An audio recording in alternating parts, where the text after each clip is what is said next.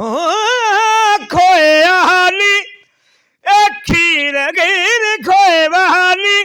VIP Donald Trump खीर खोए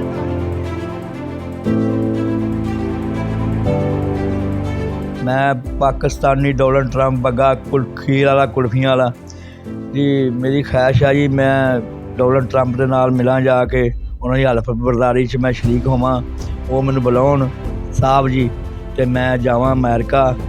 तो मैनू बड़ी खुशी होएगी जी मैं जावांगा तो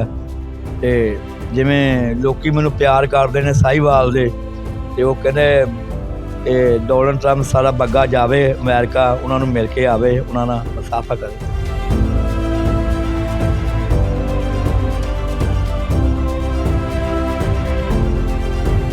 खोए वाली